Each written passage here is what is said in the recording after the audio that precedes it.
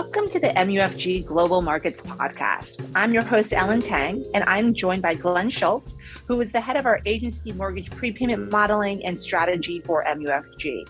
Today is Wednesday, May 11th. And Glenn, thank you for joining us. It's always nice to have you here. Hi, Ellen. Yeah, it's a pleasure to be on the show. Thank you for inviting me. So let's dig in. April remit data was released on Thursday the 5th. Aggregate prepayment measured for the Fannie Mae 30-year declined just over 19% on a month-over-month basis, down to 11.4 CPR. We have a 30-year mortgage rate at 5.5%. The Federal Reserve will likely continue raising interest rates. Is there anything of particular note in the April remit data, and kind of what are your thoughts with respect to the turnover and refinance activity going forward with all, kind of the world that we're living in now? Yeah, sure. Yeah, there's a lot to unpack in that. So I think first, the rate environment, as you noted, and according to bankrate.com, the 30-year mortgage rate is now 5.5%, which is amazing in such a short time. And at that rate, much of the new moderately and seasoned production cohorts are out of the money, with the exception of some of the newer and moderately seasoned high FICO cohorts, and seasoned cohorts whose WALA is greater than 60 months are actually exhibiting pretty strong burnout in the April remittance. In fact, the seasoned cohort S curve is actually inverted in April, with the at-the-money coupon cohorts prepaying faster than the in-the-money cohorts. So this suggests, two things, right? The first is now that, burnout is clearly manifest up the coupon stack and in the more seasoned cohorts. And the second is in my view, that turnover is beginning to dominate the prepayment landscape. And this is a theme that we've been talking about. But this month, we saw very high turnover rates across all the cohorts in terms of seasoning, new, moderate, and seasoned production. In fact, this month, we measured turnover at 25 CPR, which is really kind of a stunning number. And for our listeners, just the measure of turnover that we're using are really those Fannie Mae 30-year pools with a borrower incentive between minus 50 and 0 basis points, and a WALA between 12 and 120 months. So this is kind of important when we're talking about this big CPR print, at least this month, because our turnover measure does not really include Freddie Mac. And so this month we had Freddie Mac had passed through some late principal pay downs, which had distorted some of their numbers, but this doesn't affect our turnover number. And so in our mind, really reinforces the thesis that turnover is going to dominate the prepayment landscape in 2020.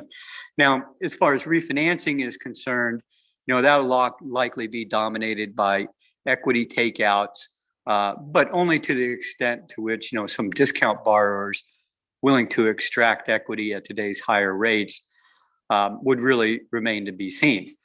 So then there's a second piece to this, and that's really the convergence of prepayments within the coupon vintage cohorts and the TBA versus specified pool cohorts. So the tradable stack, as I mentioned, is for the most part either out of or at the money due to the rising mortgage rate. Originators are beginning to right size for the interest rate environment, which means they're beginning to lay off, lending bankers.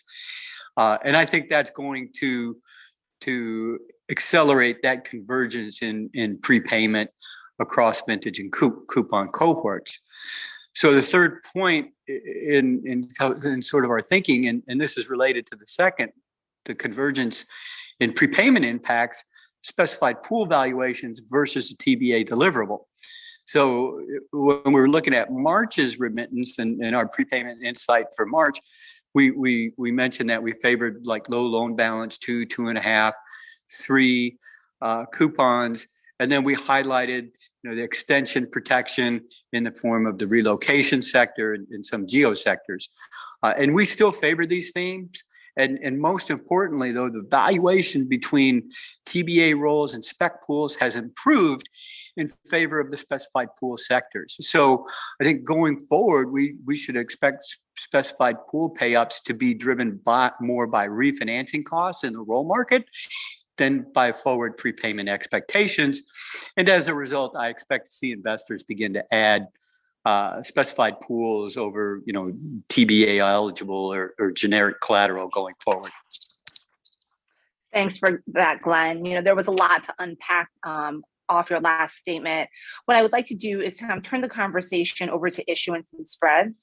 In the agency mortgage 22 outlook, you had predicted a net issuance between 6 and 800 billion, but with interest rates rising so quickly, how has our projection held up? And also kind of what are your thoughts going forward? Yeah, that's a really good question, right? Trying to get to this issuance number. I believe both our net issuance projections and our current coupon projections, at the time that we had made our forecast, were really outliers to the upside relative to sort of the broader market estimates or projections. So what we had projected in terms of gross issuance was about 600 to 800 billion in agency net issuance. I'm sorry, I said gross, I meant net.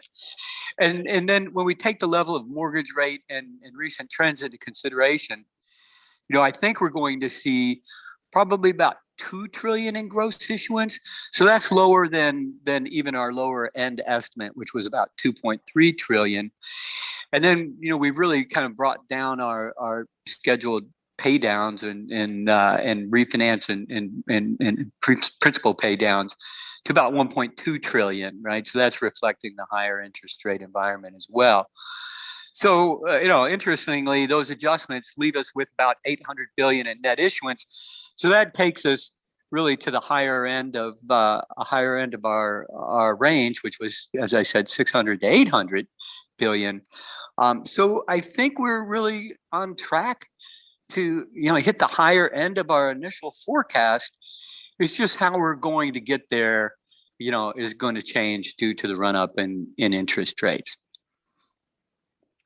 The Federal Reserve meeting minutes indicated a 17.5 billion runoff cap next month, and after 3 months, the cap would increase to 35 billion. Do you have a view on the reduction of the agency mortgage portfolio? Yeah, we do. Actually, we ran the portfolio through our Katana machine learning prepayment model. And we think over the summer months, principal reduction, will be above that cap. And then after 3 months, principal reductions will be below the cap. Still, how this translates into possible near-term purchases or sales is, I think it's anyone's guess. I suppose, strictly speaking, the stated caps, our prepayment forecasts imply that the Fed will continue to purchase some amount of agency MBS to maintain the runoffs relative to the cap. And then once the cap increases, to 35 billion, the Fed, under our prepayment forecast would become, a seller of agency MBS. So that's in the strictest sense, we're holding our view. The Fed would like to sell discount coupons sometime in either Q3 or Q4. With these caps in place, it's probably less than what the market had anticipated. But really, I suppose at this point, the Fed's reaction function to all this is really anyone's guess. So, let's face it, the Fed is kind of stuck between what's beginning to look more and more like runaway inflation and a recession. So how they handle the guidance of these caps on a go-forward basis, I think it's really difficult for anyone to say with certainty. Understood. So, how does your issuance outlook and the recent guidance from the Fed change your view on the current coupon basis, if it changes it at all? Yeah, with respect to the current coupon basis, I really believe that we are entering the kind of old normal, meaning the current coupon basis likely trades in a range between, say, 100 and 120 basis points, and volatility events will drive the basis wider to as much as, say, 140, 150 basis points. So really the issuance backdrop, what the Federal Reserve is saying, so far, and the best that anybody can kind of divine what they're really going to do, reinforces sort of our earlier our earlier notes to clients regarding the current coupon basis. So the old normal, at least in my view, is defined by the agency current coupon prior to, say 2006, right? And our old normal thesis really considered, kind of the following things. First, the lower zero interest rate regime is over. So, we're no longer lower zero bound regime. The SOMA portfolio, will shrink over time, and the Fed will no longer buy agency MBS or potentially reverse their role at some point. And then, we've discussed this too. The agency MBS market is much more negatively convex than ever before. So all of the above, in my opinion, really argue for the old normal in terms of the agency MBS current coupon spread. So to wrap it all up, it sounds like you believe agency MBS spreads are trading at the wide end of the old normal range, absent a volatility event.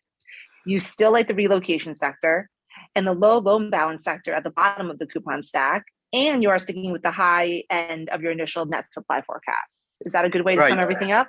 Yeah, right. Yeah, that pretty much sums it all up. It's quite a lot to kind of digest, but yeah, that sums it up nicely. Thanks so much, Glenn. Obviously a lot to unpack here. I encourage our listeners to reach out to you directly or to their sales coverage for any follow-up conversation. And thank you for listening to the MUFG Global Markets podcast. Please rate, review, and subscribe on Apple, Spotify, or wherever you get your podcasts, and reach out to your sales rep for any further information. Please check back soon for more insights from the Global Markets Research team.